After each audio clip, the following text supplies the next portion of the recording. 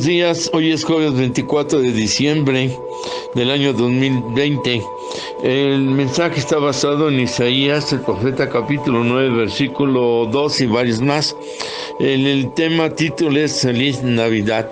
Parte 1, aquí mismo vamos a dar la parte 2. Primero los datos históricos para entender mejor la Navidad y después el aspecto espiritual bíblico. Entonces, cuando mencionamos esta palabra Navidad, viene del latín nativitate, que significa nacimiento. El verdadero día y año y mes del nacimiento de nuestro Señor no está exactamente establecido, pero conforme a la Escritura podemos encontrar una relación bien cercana, que diríamos al final. De ahí que, por ejemplo, los armenios lo celebraban o lo establecen la celebración el día 6 de enero.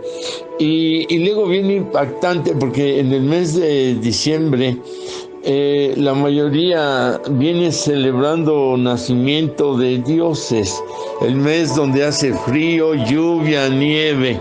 El hecho es que varias culturas en este mes, más o menos como del 14 de diciembre al último día del mismo, es cuando celebraban de alguna manera o forma nacimientos de dioses.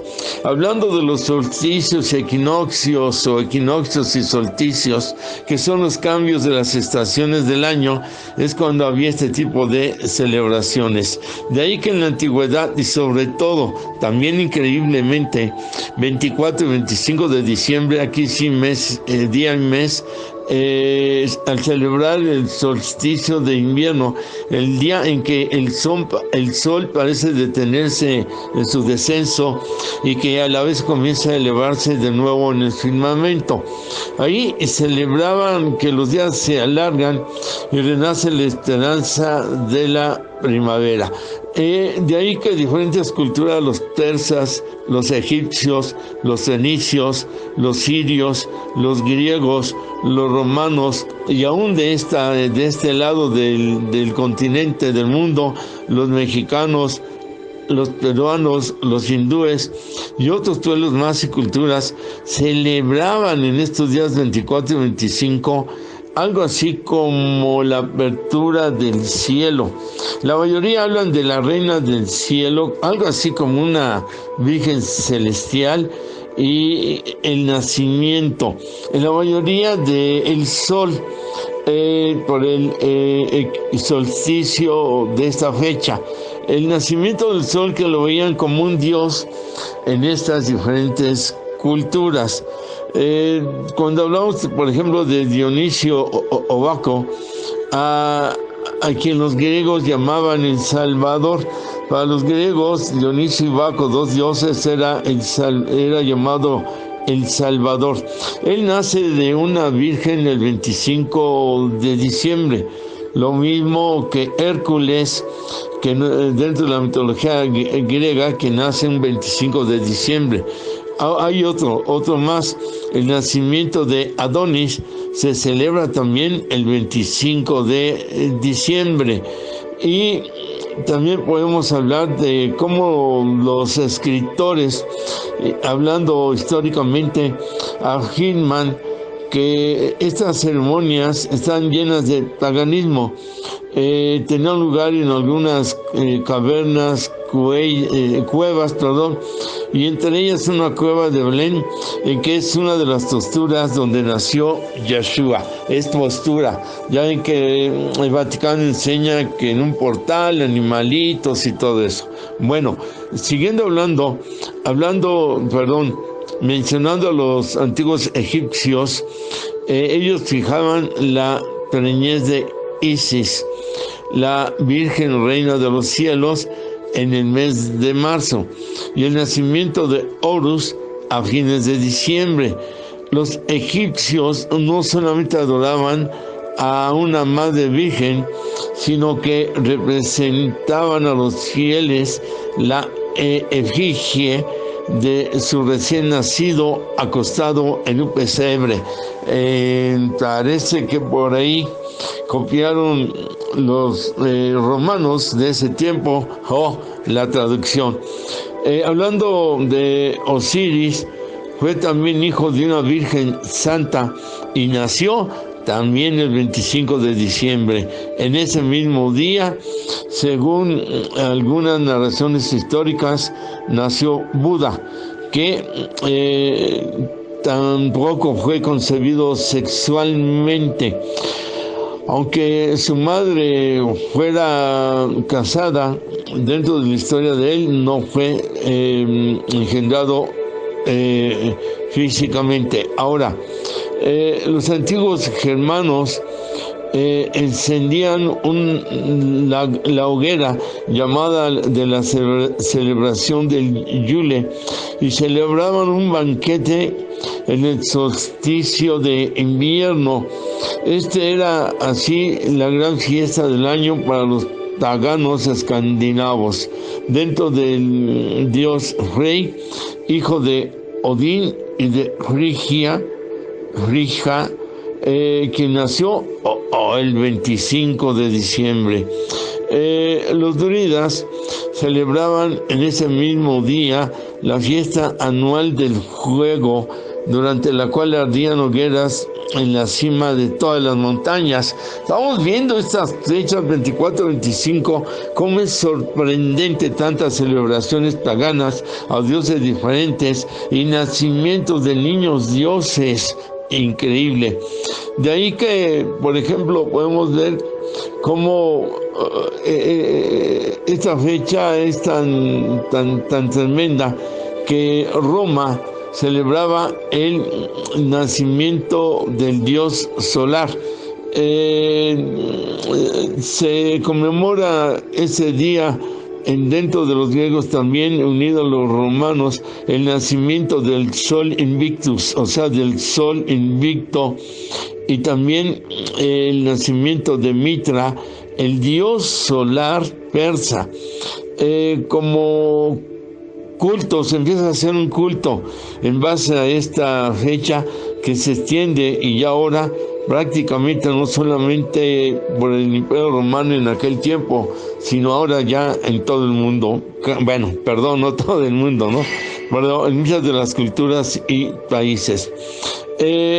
Las primeras huellas de esta celebración de la Natividad como una festividad de los creyentes de ese tiempo se remonta a fines del siglo II. Entendamos todo este proceso histórico.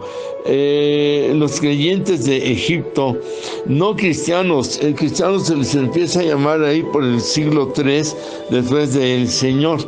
Dice la escritura, la historia, que los creyentes de Egipto llegaron a considerar como los armenios el 6 de enero como el día del nacimiento.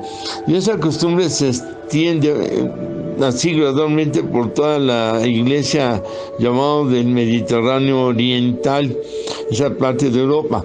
Pero a fines del siglo III, 300 años, y principios del IV, la iglesia occidental, la que nunca había aceptado esa fecha, finalmente aceptó el 25 de diciembre como aniversario verdadero, y sin antes entender que era más por cuestión que por otra situación. Hablamos de iglesias paganas, no de la iglesia que establece el Señor Yeshua. Y no pasa mucho tiempo en que entonces es aceptado también ahí por el Oriente. De igual manera, la mayor parte de las costumbres navideñas actuales tienen un origen pagano, en donde se celebran los Saturnales del día 21 de diciembre al final del año. Esto de los Saturnales era desde el 14 de diciembre al 24. Eran Saturnales, fiestas celebradas al dios Saturno por Roma. donde ahora son las posadas, y había orgías, borracheras, bueno, un desorden tremendo, como si fuera un festival. De ahí que ahora se convierten en posadas, en este sentido o práctica actual. De igual manera, la mayor parte de las costumbres navideñas actuales tienen su origen pagano. Hablando de árboles, las esferas, todo eso tiene un origen y una enseñanza que por lo largo, que es el tema, cuesta trabajo ahora el poder compartirlo. Ahora, en Inglaterra, los llamados puritanos trataron de quitar la Navidad porque veían que no era una fecha correcta, pero la consideraron como una continuación de vanidades y excesos que de alguna forma se unen con los no creyentes llamados gentiles y siguen con esa tradición. Estas a grandes rasgos algunas fechas. Hemos de recordar lo que dice el profeta Daniel, el capítulo 7, verso número 25. Y hablará palabras, hablando del antimesías o anticristo, y hablará palabras contra el Altísimo, y a los santos del Altísimo quebrantará, y pensará en cambiar los tiempos y la ley, y serán entregados en su mano hasta tiempo y tiempos y medio tiempo. Él es el antimesías anticristo que pone la fecha del 25 de diciembre y cambia los tiempos. Ahí lo dice el profeta y así fue. Ahora, en otro aspecto de la historia de la Navidad, debemos entender que hubo una persecución a los creyentes de ese tiempo, no llamados cristianos todavía. Eran llamados mesiánicos, nazarenos, galileos, seguidores de Yeshua en este sentido.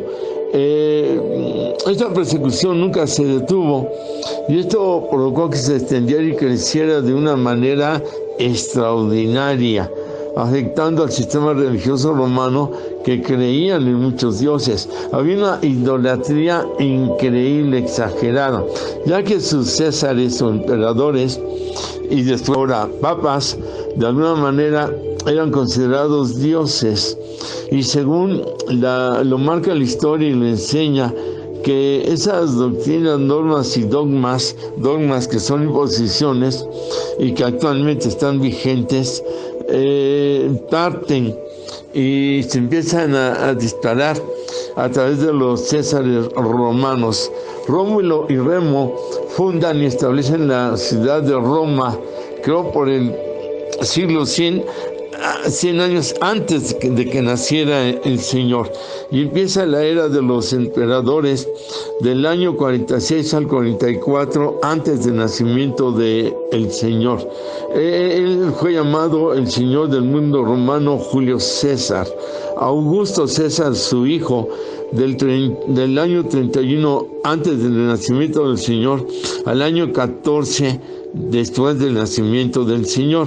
Es en este reinado cuando nace el Señor Yeshua. Aquí hay algo importante, solo como una siguiente paréntesis, que de acuerdo al tiempo y de ese mes, no se llamaba Julio.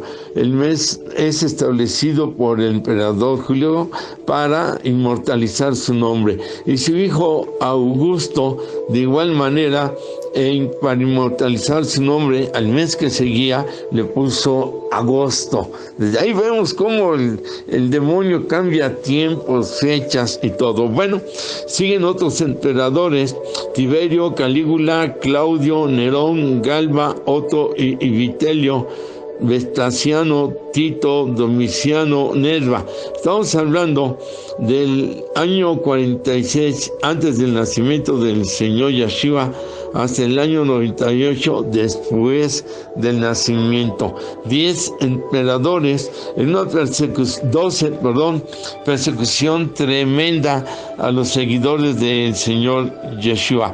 Estas persecuciones duraron 2 siglos, del año 98 al año 305 después del el nacimiento de nuestro Señor. Imagínense 3 siglos, 3 años, y fueron 10 los emperadores de estos 12, los más sanguinarios, que trataron de destruir al mesianismo o seguidores, el grupo de seguidores del Señor Yeshua, y de ahí que cuando esta persecución, en lugar de detenerse, provoca que vayan creciendo más los seguidores del Señor, otra parte de los emperadores, de los más crueles, que fue Trajano, Adriano, Antonio Pío, Marco Aurelio. Esto fue hasta el año 180 después del Señor, y llega hasta el año 192. Sí, 192. Menos decaimiento del Imperio Romano, con guerras civiles, problemas internos dentro del Senado de los romanos, y empieza una decadencia. Por luego viene otro emperador, Septimio Severo, que en un momento dado empezó a tolerar un poco más a los seguidores del Señor, y un Alejandro Severo que también los favoreció. Pero luego llega Maximinio, otro perseguidor, y destruye la obra anterior. Sigue Decio, Valeriano, Galeno, Aureliano y Diocleciano. Esto hasta el año 305 después del nacimiento del Señor. Estamos hablando de 305 años, de 3 siglos. Un siglo tiene 100 años, 300 años, 3 siglos. Hasta ahí todavía no se llamaban cristianos, pero llega al poder el emperador Constantino, quien gobernó del año 306 al 366 después del nacimiento del Señor. Hasta aquí es donde empieza a nacer la iglesia llamada católica. Este Constantino era creyente babilónico, creía en toda la brujería, magia, ocultismo de Babilonia. En ese tiempo así estaba el sistema religioso romano babilónico, en ese aspecto, cuna del ocultismo. Él, cuando se da cuenta que las persecuciones durante tantos siglos solamente hizo crecer el grupo de los creyentes en el Señor Yeshua, entonces él se empieza a ser amigo de este grupo de creyentes. Digo grupo, pero pues obvio que eran muchos, y empieza a apoyarlos, de tal manera que él se convierte en uno de ellos, del grupo de los seguidores, en base a un sueño en que ve una cruz que tenía resplandor del cielo, y debajo una inscripción que decía In hoc signo vencus, con este signo vencerás. Y él toma este sueño, esta revelación, y ya que estaban perdiendo fe y estaban perdiendo la dependencia hacia dioses romanos, hablando de idolatría, inicia el nacimiento de la iglesia romana ya llamada cristiana. Aquí es donde se establece el nombre cristiano dentro de el término que se conoce seguidores de Cristo. El nombre es Jesús Christus, y en español Jesucristo. El nombre original en hebreo es Yahshua HaMashiach. Como quien dice, ¿para qué le digo Pancho si sé que se llama Francisco? Entonces es el nombre, sobre todo nombre, por eso tiene la validez de mencionarlo en lo original.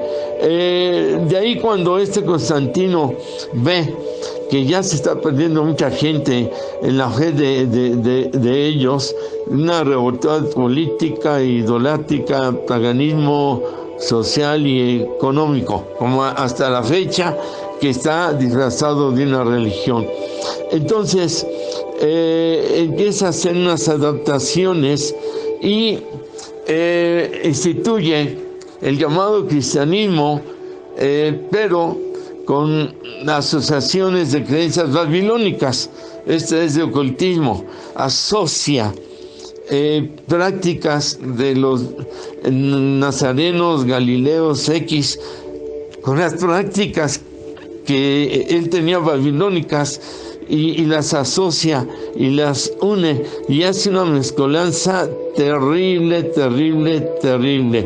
De ahí que como estaban perdiendo gente, adoradores al dios Sol, por ejemplo, Mitra, el dios persa de la luz solar, y el Sol Invictus de los griegos, el Sol Invicto, así como el dios Baal, llamado también al dios Sol de los romanos.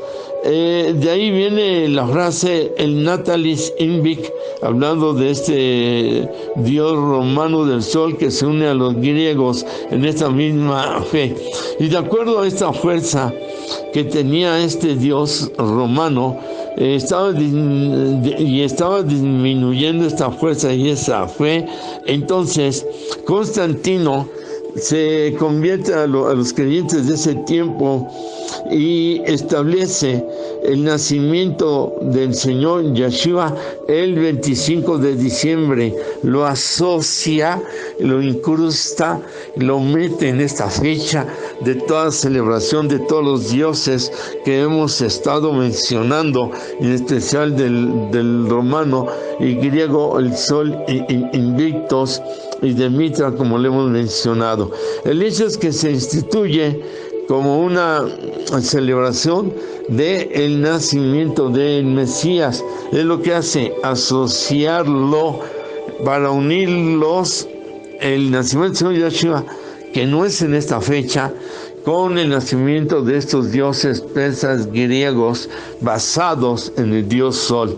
Esto es la celebración de Navidad.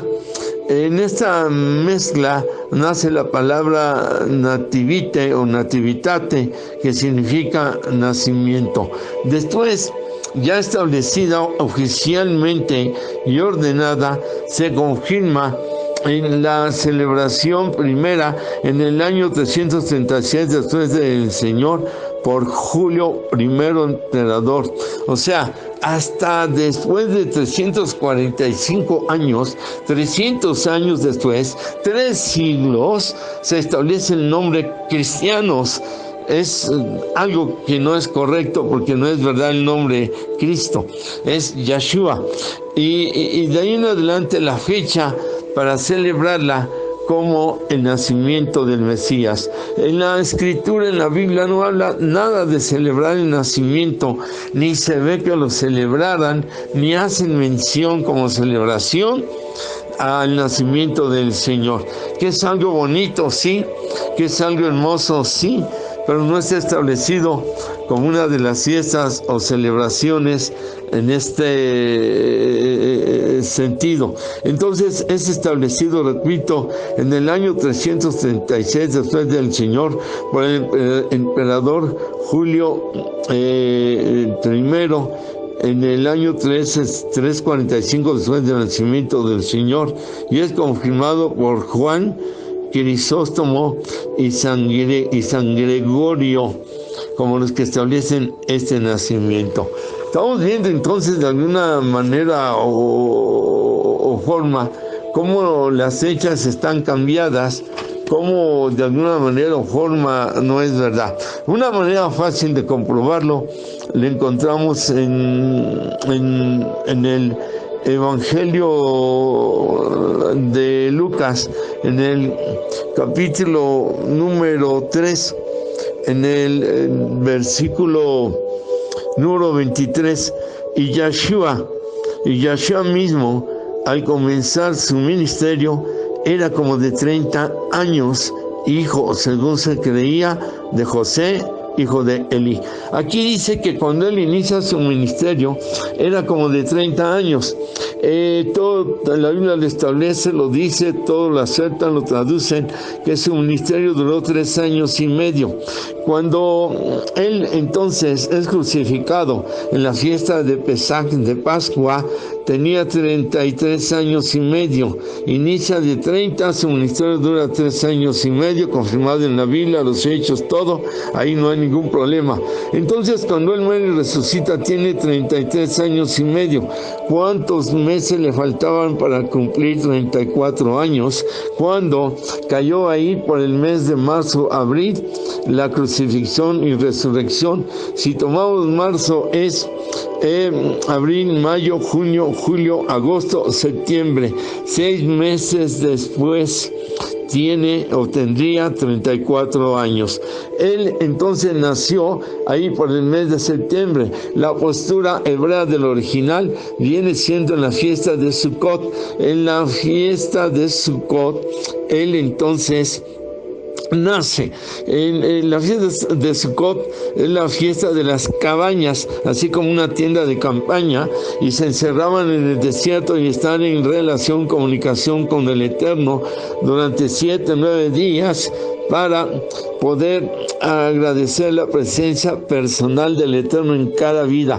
El Señor entonces, Él nace en la fiesta de Sukkot, la fiesta de las cabañas, que viene unido al Mizcaín, que significa tienda de adoración, traducida en el latín por la fiesta de los tabernáculos. Es una fiesta entonces cuando él nace. Y si él nace en este mes de septiembre, entonces fue engendrado en diciembre, enero, febrero, marzo, abril, mayo, junio, julio, agosto y septiembre, 9 meses.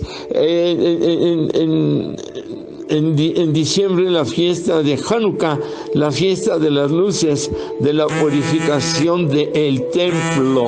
No es ninguna coincidencia que es engendrado en la fiesta de Hanukkah, que nace en la fiesta de Sukkot, que es crucificado, resucitado en la fiesta de Pesach, que su Espíritu Santo viene a derramarse en la fiesta de Shavuot. Increíble, es algo maravilloso y algo precioso. Por eso hay que hacer fiestas. Entonces, si él nace en el mes de septiembre, ¿por qué celebrarlo en diciembre? Porque Roma lo usó para no perder seguidores al dios Sol, para no perder gente que se estaba yendo con los seguidores del Señor Yeshua. Y de ahí que Constantino ahí establece la Iglesia Católica Romana. Católica significa universal, romana. Aunque esta palabra universal es genérica y en general a todo el mundo, ellos casi ya la adoptaron católica en un sentido religioso y de ellos. Ahí queda claramente expresado, comprobado, enseñado que el Señor Yeshua no nació en el mes de diciembre. ¿Por qué? Porque también era un mes de frío, agua, lluvia, nieve. Y dice ahí que los pastores tenían a las ovejas ahí pastoreando cuando reciben la noticia en parte de que había nacido el Mesías. No podían estar ellos con las ovejas en ese tiempo de clima, no lo hacían. Tenían el alimento, lo reservaban como todos lo hacían, para que tuviesen alimento ahí en los establos o graneros o como le llamen. De ahí que esa es otra comprobación. Bueno, a grandes rasgos, este es el aspecto histórico de el origen de la Navidad. Claro, los árboles también vienen siendo de idolatría al dios Nimrod, las esferas que son y representan la luz del nacimiento de los dioses paganos, y por ahí todo viene siendo algo terrible en falsedad y en mentira. ¿Por qué celebrar el nacimiento del Señor Yahshua en diciembre? Cuando nace en septiembre, es como yo, nací el 11 de abril, pero si lo celebro, imagínense, en julio, o en noviembre, pues estoy mintiendo, estoy celebrando algo falso, independientemente que en el caso del Señor también el nombre no es el original y en lugar de Yeshua es Cristus.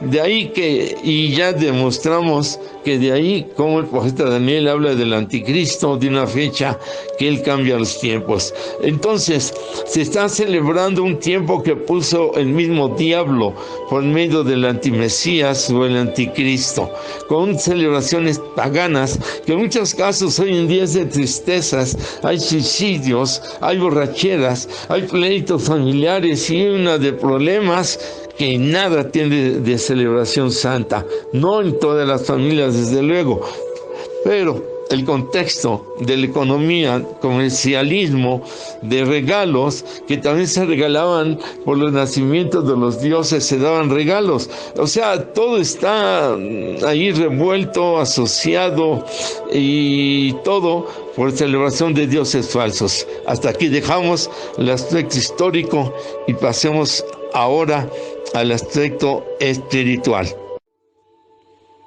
Bien, pasamos al aspecto espiritual y tomando la profecía del profeta Isaías capítulo 9, versículo 2, habla de una manera hermosa cuando dice: el pueblo que andaba en tinieblas vio gran luz, los que moraban en tierra de sombra de muerte, luz resplandeció sobre ellos. La humanidad, hablando en este aspecto comparativo tierra, dice que andaba en tinieblas y que los que vivían, moraban, caminaban en tierra de sombra de muerte. Recuerda el Salmo 23, aunque ande en valle de sombra de muerte, ¿tú qué? Estarás conmigo. Habla proféticamente también ahí en el Salmo 23 de que vendría la luz para quitar toda oscuridad, toda vida de tinieblas, toda vida de condenación, toda vida que la gente estaba bajo una opresión, bajo un control del mundo de entonces, como le está ahora en el mundo actual, bajo una opresión de oscuridad, de tinieblas, unos gobiernos a nivel mundial y unos controles que existen, manipulaciones para que el antimesías tenga el control de este mundo. Él es el príncipe del mundo, en las influencias del mundo paganas, fuera de la enseñanza de la Escritura. Pero los que estábamos en tinieblas hemos pasado a ser parte de su luz admirable, nación santa, real sacerdocio, dice el apóstol Pablo. Pero ¿cómo es posible entonces salir de la oscuridad de las tinieblas? Bueno, dice aquí claramente: luz resplandeció sobre ellos. Llegó la luz y con su resplandor quita la oscuridad, la derrota, la hace caer en fracaso, la separa y la luz empieza a vivir con nosotros. La Escritura dice que el Verbo se hace carne, pero que Él es la luz también y que vino a habitar entre nosotros, o sea, a vivir entre nosotros en carne. Se hace Yeshua y la luz de Él en nuestros corazones, en nuestras almas. Y dice el verso 6, porque un niño nos es nacido, hijo nos es dado. Ya habla aquí proféticamente Isaías de que Él es la luz para disipar las tinieblas en la vida de todo aquel que cree y lo recibe en su corazón. Y luego vienen estos atributos preciosos de este niño que es nacido y del hijo que nos es dado. Dice: el principado sobre su hombro. Esto habla del príncipe, del rey de reyes. Ejercería un principado sobre todos los dioses falsos, todos los dioses paganos, todos los dioses idolátricos, y con esa luz nosotros, el tener la verdad, el tener la realidad, el tener ese calor del principado, del príncipe de los pastores, del príncipe de su pueblo, del príncipe de sus amores, del príncipe de todo aquel que entrega su vida y su alma al Rey de Reyes, del príncipe que está dando un linaje, de una dinastía, de una dignidad, de una herencia preciosa para todo aquel que le recibe. Y se llamará su nombre, y vienen unos atributos preciosos, admirable, consejero, Dios fuerte, Padre eterno, príncipe de paz. Bueno, en estos atributos preciosos encontramos nosotros, ¿verdad? Él es el que atrae, el que uno se queda ahí, pero a un nivel en medio de que no nos podemos comparar con él, de poder entender que Él es admirable. Todo lo que Él hace es increíble, es maravilloso, es hermoso, es precioso. Este es nuestro Señor Yeshua. Y a esto vino, a ser admirado por estos atributos de misericordia, de amor, de compasión, de perdón, de calor, de fortaleza, de fuerza, de vivencia, de presencia, que nos lleva a la presencia del Ruach HaKodesh, a la presencia del Padre. Esto es de admirarlo, esto es reconocerlo, exaltarlo, adorarlo, honrarlo, darle todo nuestro reconocimiento. Este es el admirable y no hay más. Él es nuestra vida, nuestra existencia, nuestro caminar, nuestro vivir, nuestro llorar, nuestra felicidad, nuestro aliento, nuestro respirar, nuestro sentimiento, nuestro mirar, escuchar, hablar, pensar, sentir, existir y ser. Este es nuestro admirable, el que ha nacido, no la tradición que hemos hablado anteriormente y todas esas cosas materiales, espirituales, mundanas, diabólicas, sino esto es la esencia del nacimiento del Cordero, la esencia de su deidad, la esencia divina que solamente Él tiene, como el Shaddai, el Todopoderoso, el Olam, el Eterno, el Guión, el Altísimo, como el Kadosh, Kadosh, Adonai Sebahot, el Santo, Santo, Santo, Señor de los ejércitos, el Or, la luz, la Shekinah, Shekinah, la gloria. Solamente en Él están todos los atributos que solo Él puede tener en su existir, en su mismo ser.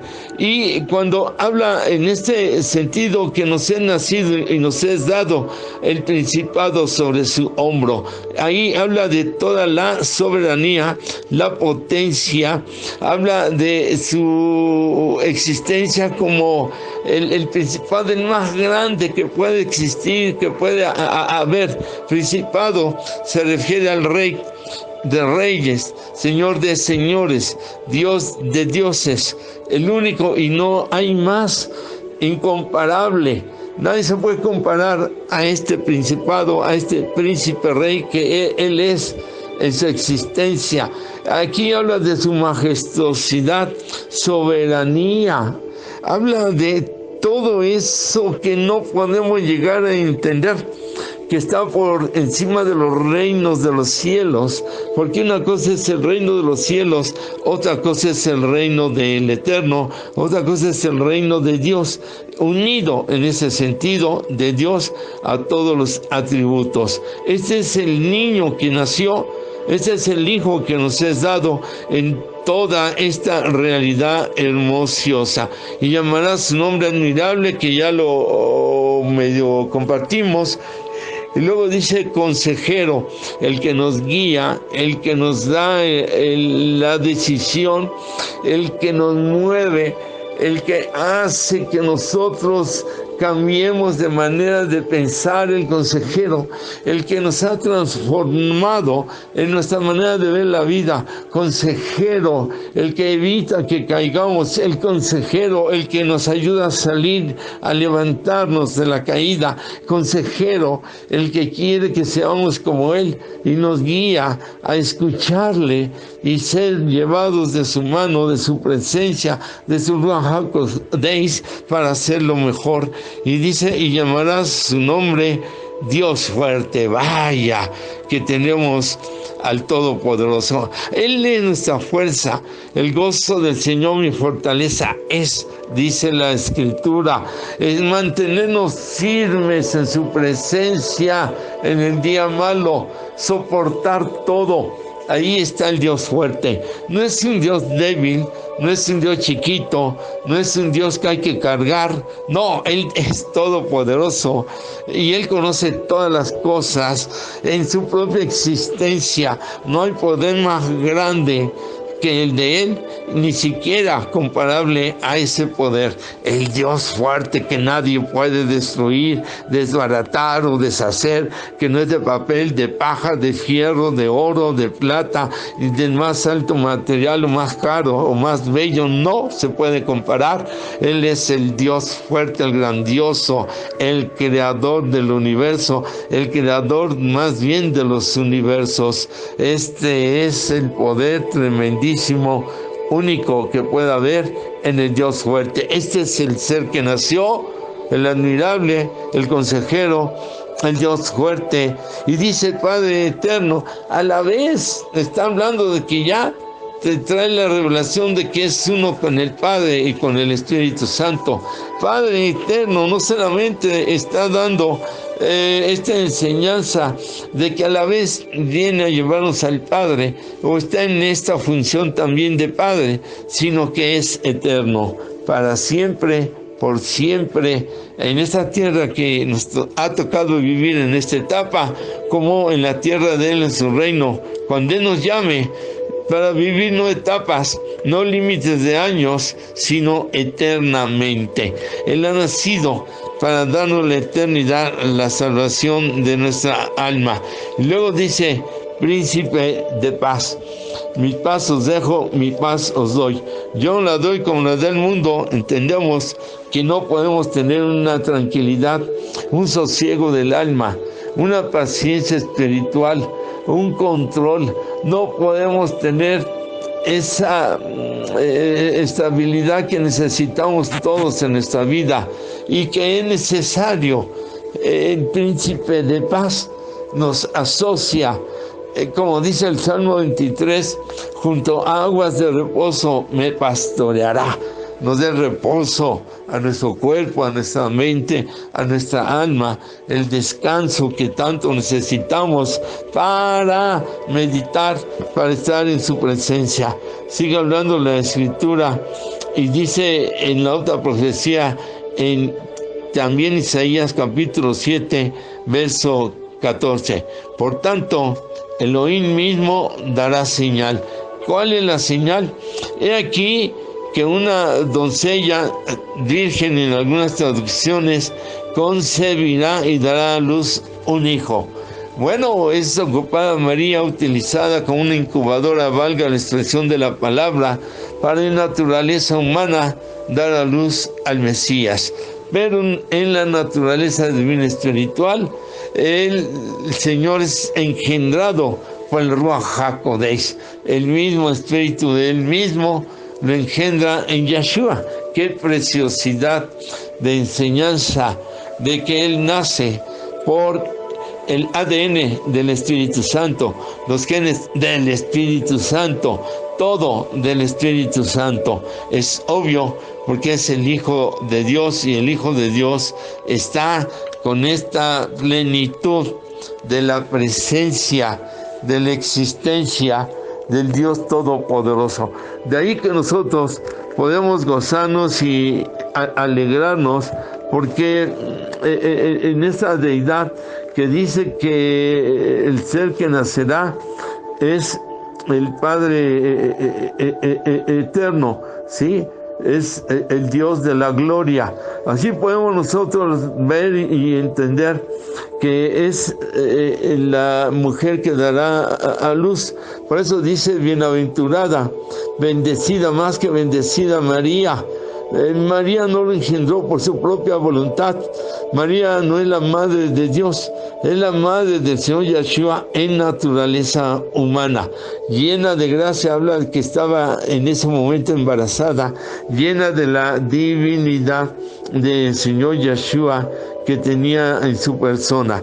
De ahí que debemos nosotros centrarnos en este aspecto de que María era una mujer santa, buena, pero solo para ser la mujer adecuada, donde nacería en esta naturaleza humana el Rey de Reyes y Señor de Señores.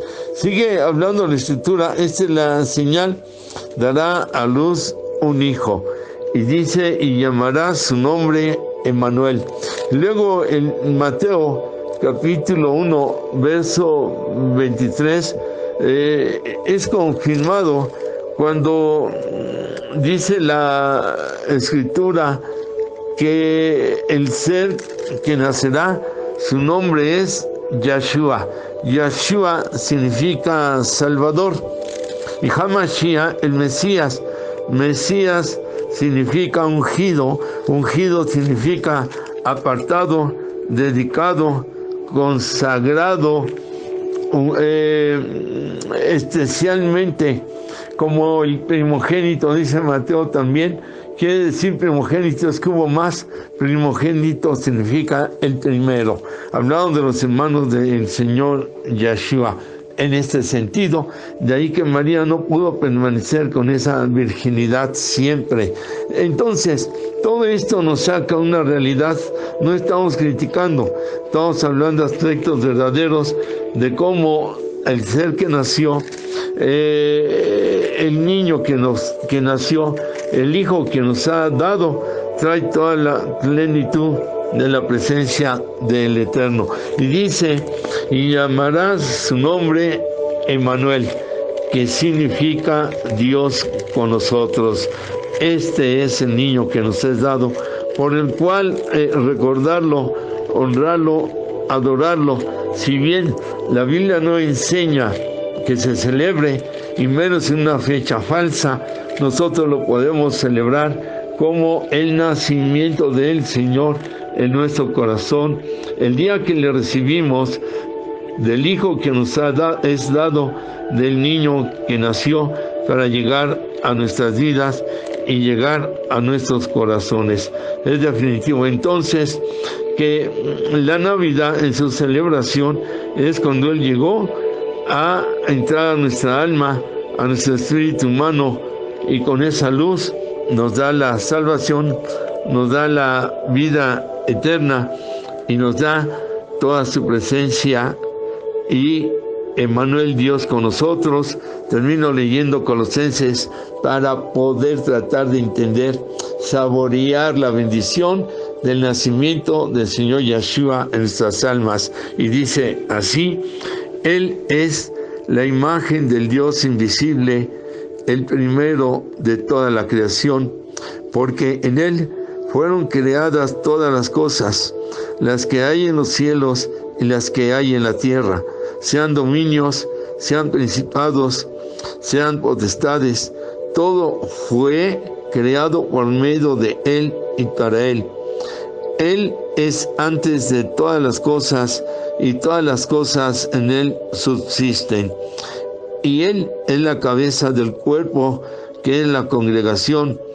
Él que es el principio, el primero de entre los muertos, para que en todo tenga la preeminencia, por cuanto agradó al Padre que en Él habitase toda la plenitud, y por medio de Él reconciliar consigo todas las cosas, así las que están en la tierra como las que están en los cielos, o haciendo la paz mediante la sangre de su cruz. Qué hermosas palabras. Este es el niño que trajo la luz, el Hijo que nos has dado.